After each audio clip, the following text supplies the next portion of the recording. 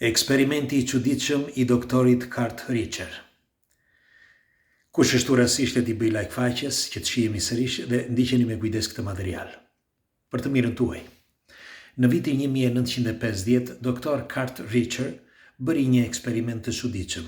Një eksperiment që shënoi për gjithmonë ecurinë, rrjedhojën e civilizimit dhe të evoluimit të njerëzit nëpërmjet një eksperimenti ose një eksperimenti ekstrem që ky zotëri bëri me mijt.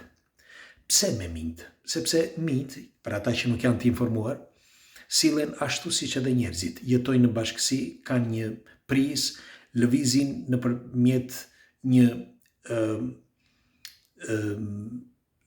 nëpërmjet ligjeve që ata vendosin, ligjet vendosura nëpërmjet mijve, ashtu siç kafshët, jo si njerëzit, nuk diskutohet, por I ngjasojnë shumë me njerëzit. Pra ligjet e tyre I ngjasojnë shumë. Bile mijt luftojnë edhe mes grupeve, luftojnë ashtu siç bëhen edhe mes njerëzve. Dhe luftojnë edhe mes një grupi të një vendi tjetër dhe një grupi të një vendi tjetër larg. Pra sillen pothuajse ashtu siç edhe njerëzit. Mirpo, në vitin 1950, doktor Kurt Richter bëri një eksperiment që ishte ndryshe nga herët e tjera, sepse ai donte që të kuptonte se si mund të evoluojë shoqëria e mijve, që të kuptonte se si funksionon edhe shoqëria jonë, pra njerëzit. E di që na vjen zor ose na vjen neveri që të krahasohemi me mijt, por ja që kërka e vërtet. Prandaj u thash që ta ndiqim me vëmendje. Nëse konsistonte ky eksperiment? Doktor Kurt mori 3 mijë fillimisht dhe I futi në një kavanoz me ujë.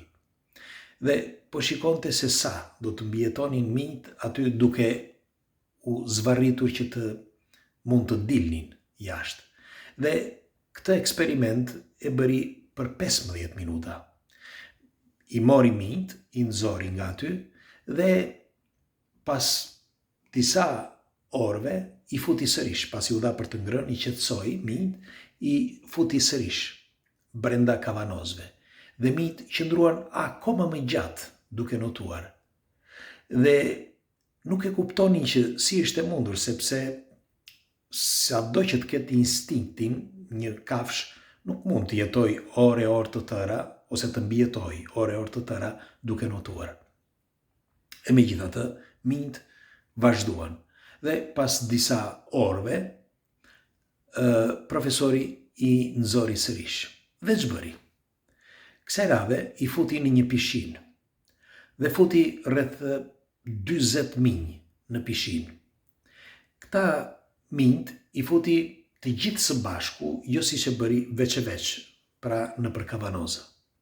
Dhe aty në pishinë, pasi I la që të qëndronin rreth 15-20 minuta, gjithmonë duke notuar, filluan që t'i kapnin një nga një dhe I nxorën jashtë.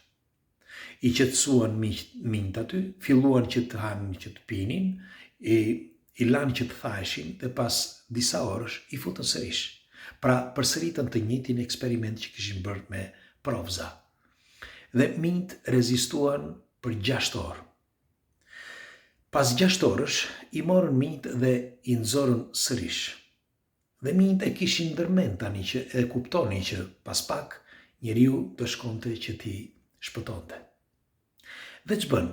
Ditën tjetër, pra jo në të jetën ditë, pasi I qetësuan u dhanë për të ngrënë dhe çdo gjë, të 40 mijt I futën sërish në pishinë, por kësaj radhe nuk I ndihmuan.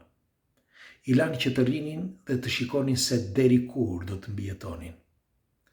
Mijt u mbytën dhe këtë nuk e thot askush, sepse nuk mund ta thonë, sepse bën prova me kafsh dhe fillojnë pastaj ata që animalistët që flasin, por kjo është një ngjarje e vërtetë. I lanë dhe miu I fundit ngordhi, pra u mbyt pas 60 orësh. E dëgjuat mirë.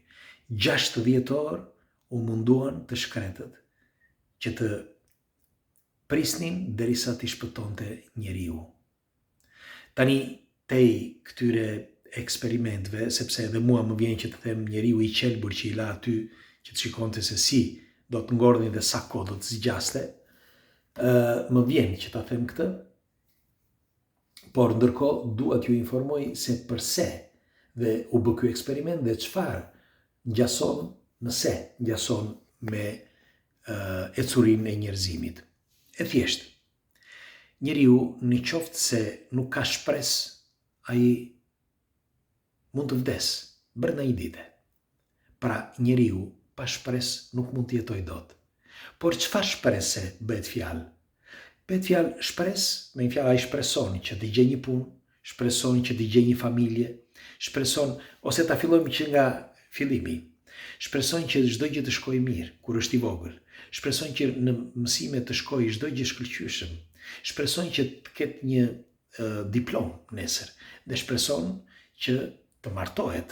Pastaj shpreson që të ketë fëmijë, pastaj shpreson që të jetojë mirë dhe në paqe me familjen e tij, pastaj shpreson që të vdes sa më larg dhe pastaj shpreson që Zoti, kur vi momenti, ta marrë nën krahët e tij që të shkojë në parajs.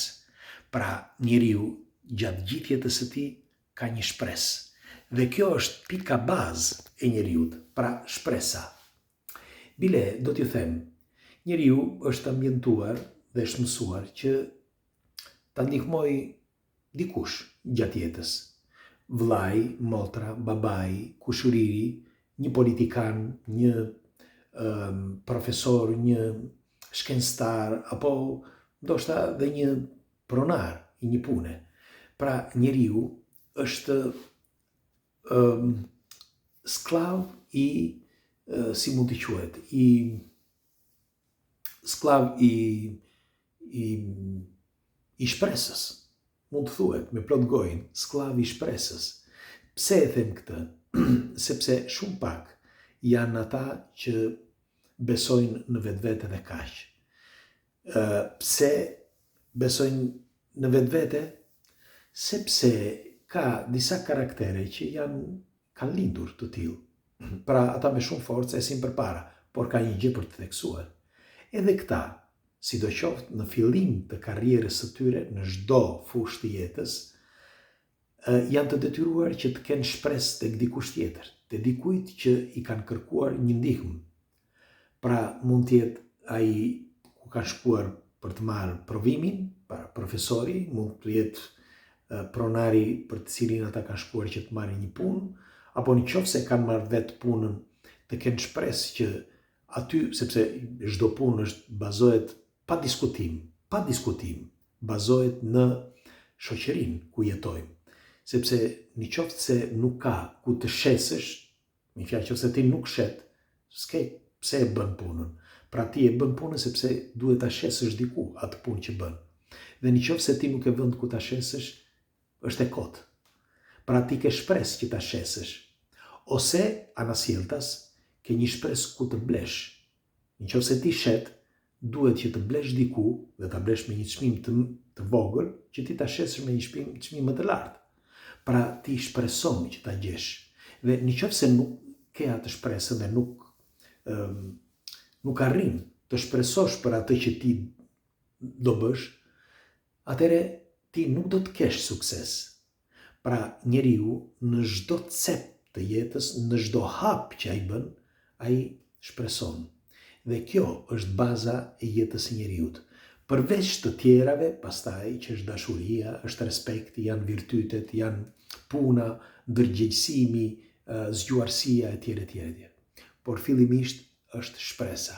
Pra ai eksperimenti që u thash më përpara, eksperimenti i minjve që u bë në vitin 1950 nga Dr. Kurt. Dhe dua t'ju them me këtë që njeriu sado që të mundohet, siç u thash, sepse dhe ata që janë të suksesshëm, njerëzit e suksesshëm, mos mendoni që ata lindën të suksesshëm. Jo. Ata gjithmonë trokitën diku dhe patën shpresë që t'i hapej një derë. Pra, në qoftë se ata njerëz që sot janë të suksesshëm do kujtojnë atë ditë kur ata kanë trokitur në një derë dhe dikush u ka hapur derën, vetëm në atë moment do kuptojnë se njerëzit që kanë pranë tyre, pra ata që ky u jep urdhëra, vetëm në atë moment do kuptoj rëndësinë e atij njeriu që fala tyre njerëzve që ka përreth ai vazhdon që t'jeti i pasur dhe të ketë sukses. Qoftë ky edhe një politikan, e njëjta gjë ndodh edhe në politikë. Sado që të luftojë ai, sidoqoftë ai së pari ka kërkuar dikë që i ka trokitur që të futet në një derë dhe pasi është futur aty, ai ka shpresuar që të vazhdojë dhe të eci gjithmonë. Dhe nëse kjo shpresë humbet ose zvanitet për problemet të tijat apo probleme shoqërore, ai njeri humbet. Kështu që më thoni, nëse unë kam të drejtë në këtë argument, dhe siç u thash kush, edhe siç e themi gjithmonë, kush është rastësisht e t'i bëj like faqes si të shihemi sërish, dhe më thoni, a kam të drejtë në këtë argument që po flasim apo jo?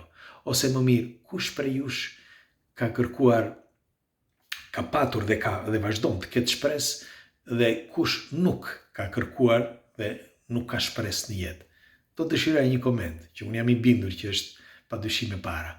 Se edhe unë personalisht, të gjithë, jetojmë në këtë botë me këto rregulla të jetës. Pres komentet tuaja. Ju përqafoj, natën e mirë dhe faleminderit që jemi për herë këtu bashkë.